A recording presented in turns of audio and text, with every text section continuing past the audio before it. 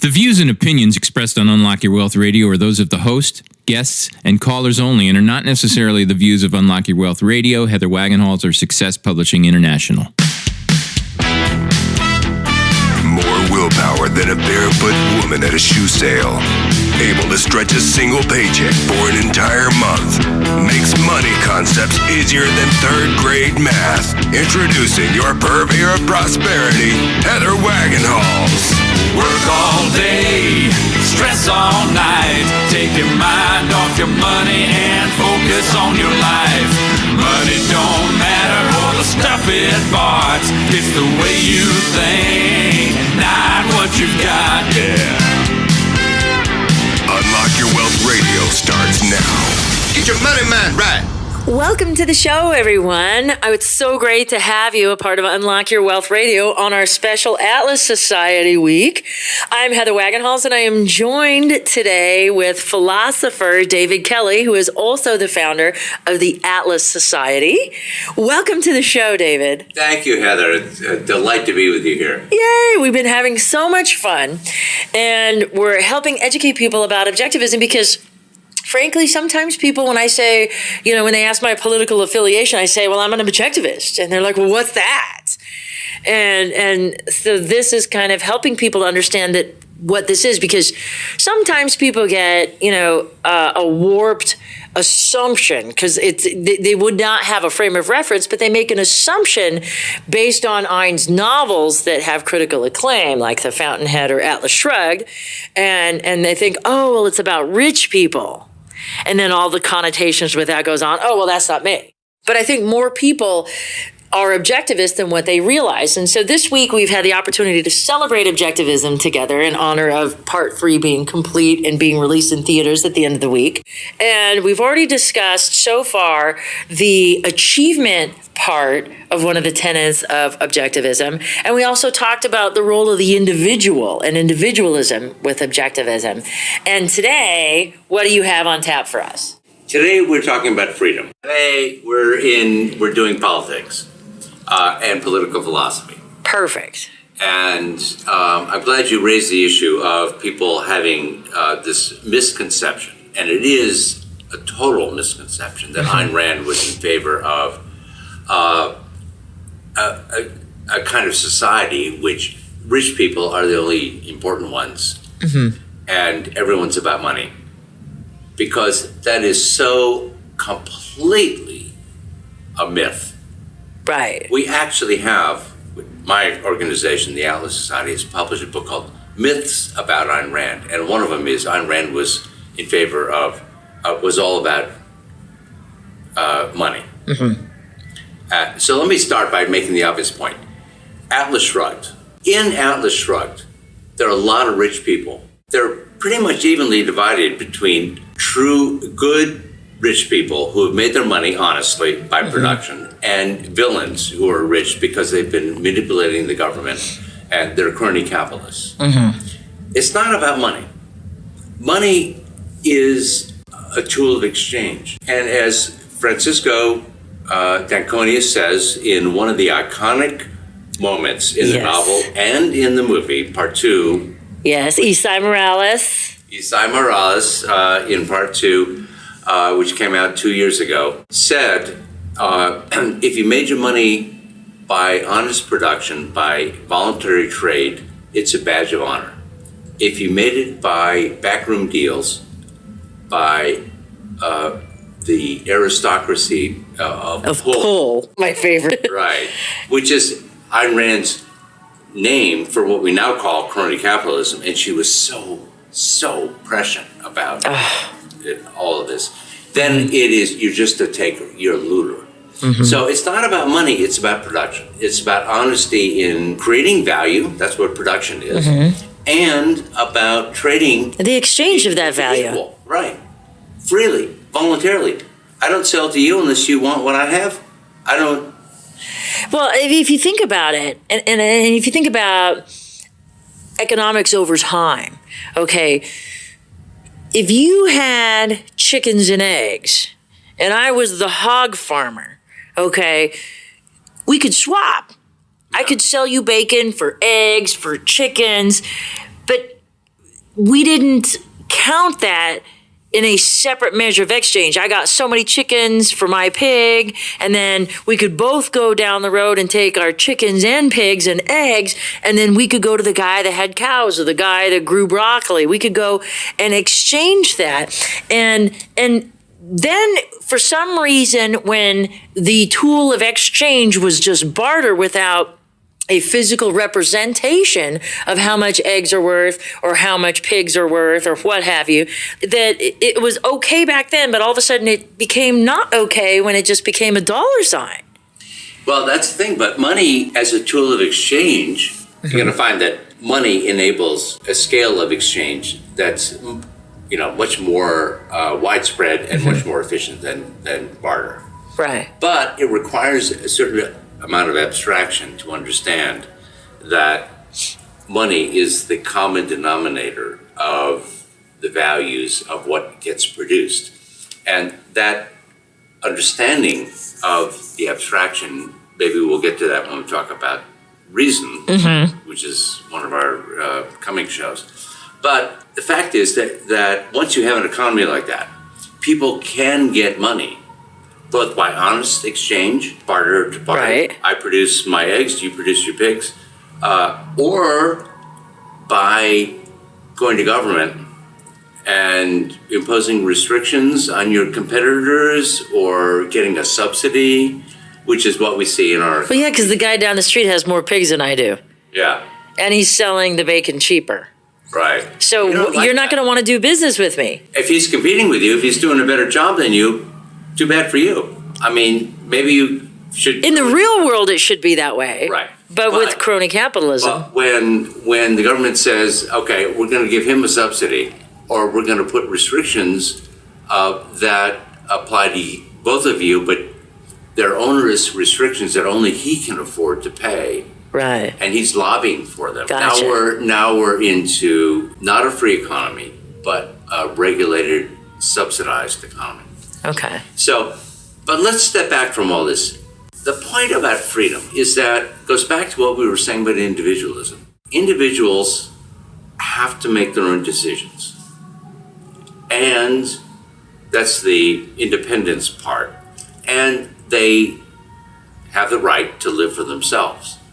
That's if you want to call it the egoist or the selfish part of it, that's fine. I don't care, as long as you understand the proper terms of it. So in a free society, the point of what the government does is to enable people to live by those principles so that you and I can both act independently. If we agree, we can cooperate. If we don't agree, we can go our separate ways. We're not joined, locked at the hip by some government program. If you live for yourself, if you want to give to charity, that's fine.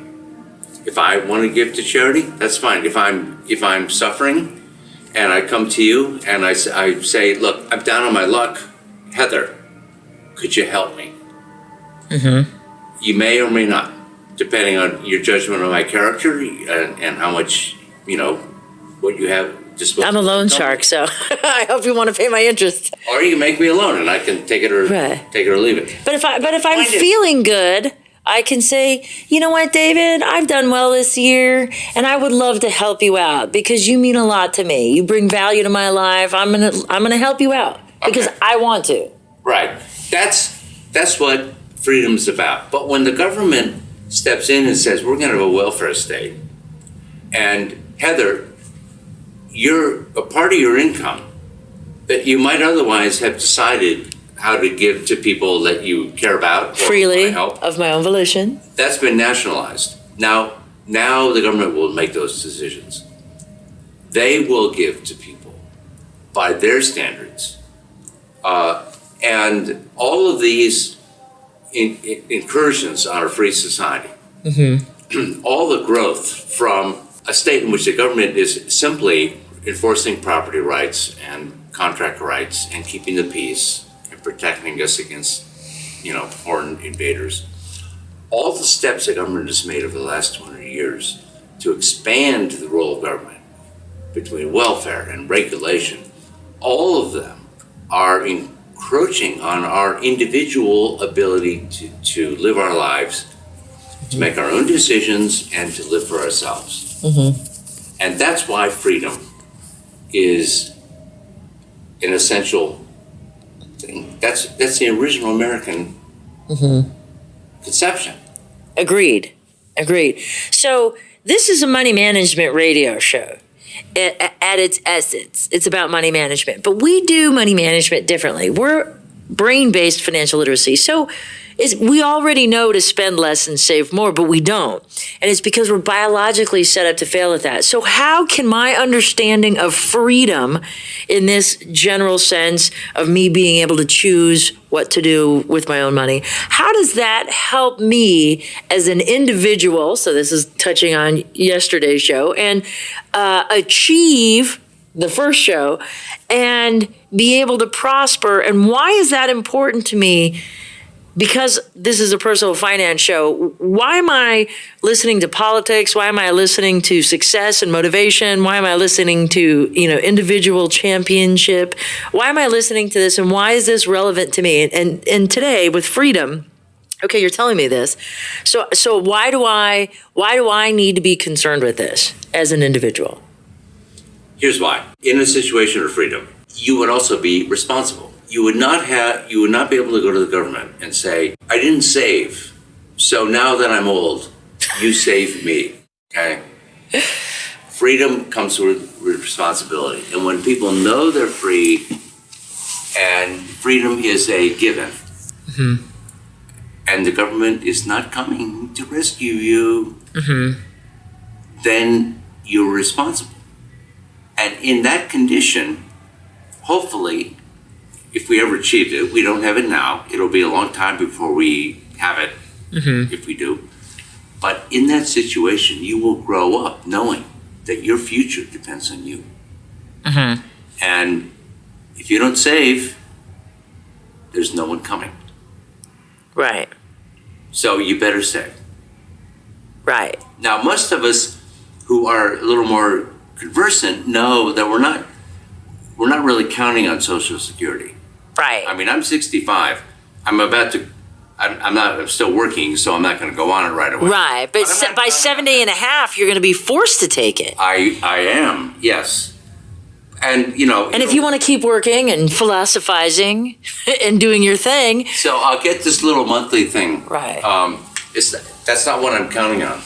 But that's because I know I'm an objectivist, so I have my own internal compass on these matters, and I wish everyone did. And I don't blame people who count on Social Security because But they were conditioned for that. You pay into the system, you get from the system. Right. And, let's just pause a moment on that. Because this is really crucial to the future of American freedom. Take Social Security. I don't blame people for counting on that as a source of income. I don't, because I've been fortunate in life and I've been successful in life. I don't know how to describe it. It is so evil. Social Security was introduced in the 1930s by Roosevelt to protect elderly poor people during the Great Depression. But to make it politically viable, he made it universal. So it was not a poverty program. Everyone was recruited to it. So everyone paid into it. And that way, and everyone was to get benefits. And that way he thought no one could ever eliminate this program. So now, 70 years later, we have a program in which everyone's paid in with payroll taxes during their life. Everyone has some expectation of an income. That income may or may not be enough to live on, depending on how much you paid in, how long. Everyone thinks that they earned it, that it's like an investment program, which it isn't, because the money comes in taxes from those of us who are working. It goes out to people who are retired, who are not working. It's nothing like a genuine, If this were done on a private scheme, it would be illegal and people would go to jail for it. But the point is that in a genuinely free economy where this was not available, there would be all kinds of insurance against injury or disablement. There were, I know this because I wrote a book about it, there actually were the rudiments of such insurance schemes at the beginning of the 20th century in Britain and America before Roosevelt and collectivism took over. So here's the point. The market is adaptable. The free market is adaptable to the needs of people. If there's a genuine need and a genuine possibility of providing a value, people will come up with it, and that it will generally be much better than what government can offer, whether it's investment, retirement products, or insurance products. But we now live in a mixed economy where the government has a huge welfare state, huge, in which we are all recruited. All of us are recruited into this welfare state. Because it's not just welfare state means not just the poor people, but it's Social Security and Medicare. Right, and it's all these other things that it didn't need to be. All the middle class things that we all get benefits from and all pay into. So no one knows what they've earned, truly. Right. And that sucks. Yeah, because it does. And when I think about, government overregulation, in the financial sense, if you have a need, if you have a true need for financial assistance, your religious organization is very responsive. The Catholic Church is one of the largest corporations in the world. Okay, if you think about all the wealth that the Catholic Church has, your religious organizations have tons of money to assist you. Because the key word is assistance, okay? Not subjugation permanently to a financial dependence. It's assistance. And not a right. Exactly. And there's nonprofit organizations where people volitionally donate to things. I mean, I think of what's going on currently, okay? So, everybody's doing this ALS ice bucket dump thing, okay? Yeah. And somebody called me out on it. And I said, you know what? I'm going to write the check. I don't want to do the thing. I got called out publicly. Although it would have been cheaper for me to not do it. The whole point is raising money, right? So if I dump ice, then I'm not giving money. So I thought, but that's kind of silly. So I gave money instead. And part of why I did is because I have a friend that has a related type of illness and has, muscular dystrophy. And so because I care about finding a cure for my friend, I give to other nervous disorder type of things. Okay. But I do that voluntarily of my own volition. If let's say I didn't have that personal connection and Uncle Sam told me I had to, I'd be less likely. And I would be, I think that all of this government overregulation forces us to become disingenuous. So now, if I go out to lunch, I'm going to, let's say you and I have a business lunch and we discuss writing a next book together, right? Well, I'm going to write that off. But, the likelihood of me remembering to do that, I'm like, I got to save the receipt, then I got to turn it in. I'm like, whatever. So now I'm going to make sure, because my money is not being directed the way I want, I'm going to take every single deduction I could possibly get. And so I'm going to say, how much did you give for a tip on that, David? Because I'm writing that down too. I'm maximizing this. So it creates this negative cycle, I think, when we lose our economic freedom. Because I think that we are basically a good people. As humans, we are basically good. We crave community. And so part of our achievement helps others when we individually achieve. Like if I could take and sum up all of objectivism in one kind of thing, so when I'm told that I can't make decisions over my own money and that the dollar that I earn, that I need to give up 28 cents of it. And I'm thinking, well, why am I going to work so hard? And then it just plays into Atlas Shrugged. At some point, I'm going to get tired of being in the highest tax bracket. And I'm going to go away. So fine. Okay, if you guys think you can do it better than me, have at it. Well, that's the thing. When government takes over a function, whether it's industrial planning or picking winners and giving subsidies to a business, or nationalizing charity, which is what the welfare state's about. They nationalize charity. You have your preferences about where you would put your philanthropic money. I have a certain amount of discretionary income. For me, as an intellectual, a teacher, I want to give to people with intellectual talent. I want to fund students. That's my passion, and I would do it. But I you give at whatever level you can. I give what I can, but it's much less than if the government is taking and giving to. I don't know who they give to. Analyzing the methane gas from cows farting? Well, there's that, but my tax money is spread among students. Yeah, okay, I'm for that. Drug addicts. Yeah, okay, I'm not really in favor of that. Solyndra. No, I'm not in favor of that. I don't want my money going there. If I wanted to, I would invest in them in the honest market and all that stuff. But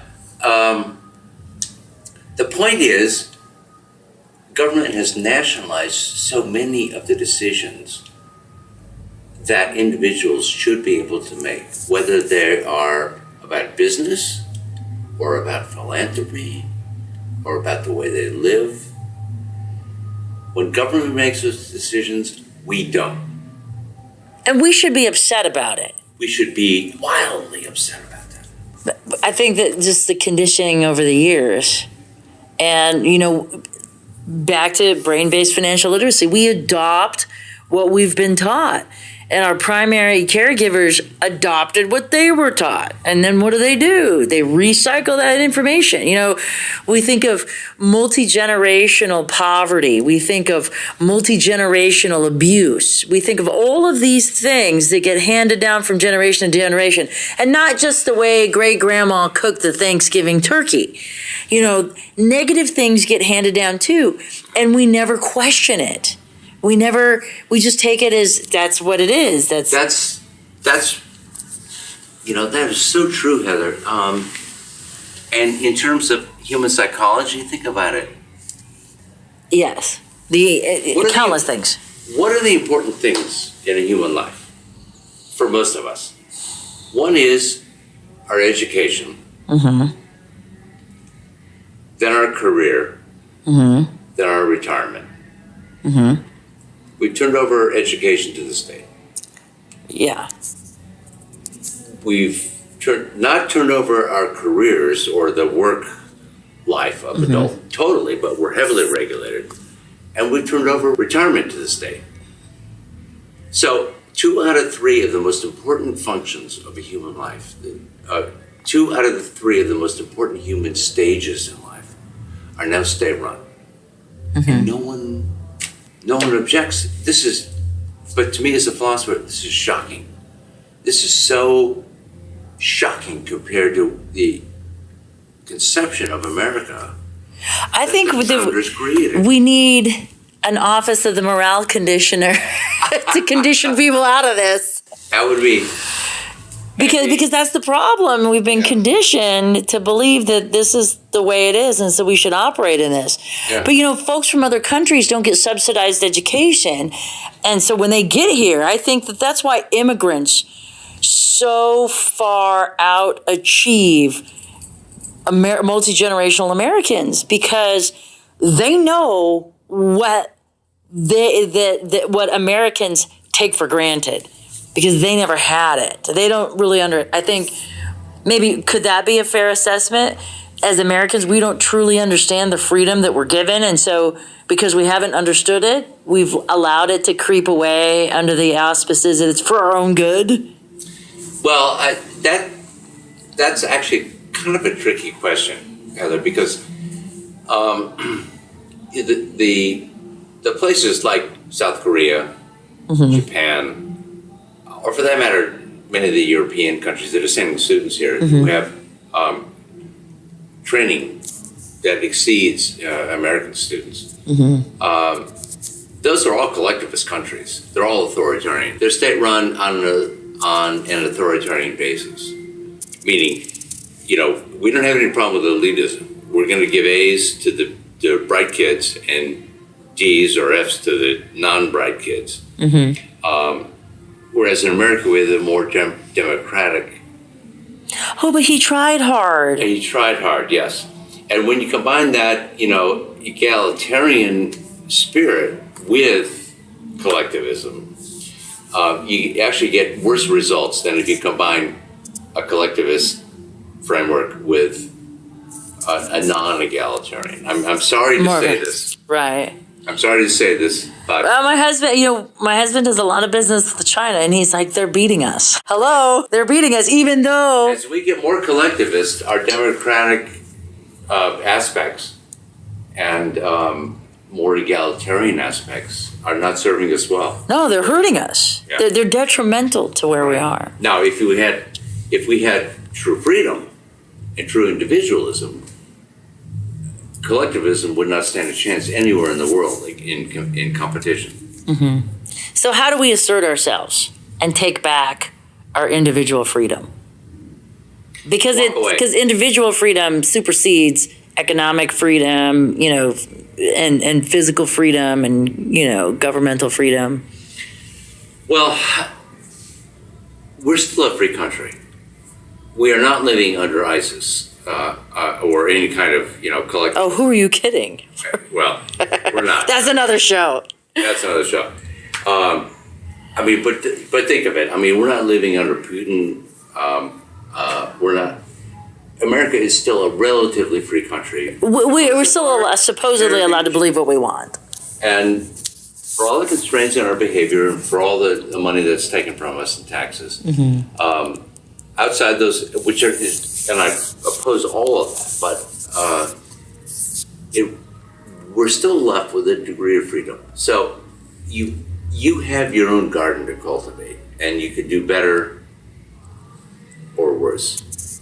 And everything you can do to promote your own life leaves you with less than you would otherwise have as a realm of opportunity. But you have that, whatever remains, is a significant realm of opportunity, and people are able to achieve success and happiness.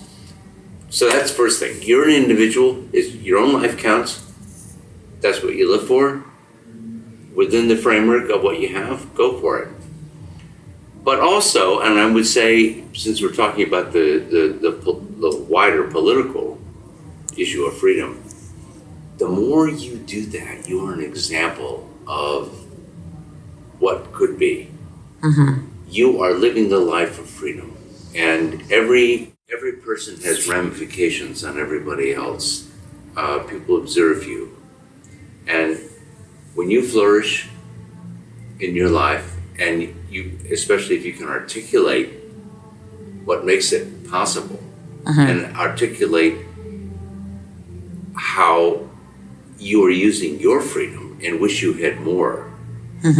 How you are taking responsibility and are prepared to take more, you have an impact.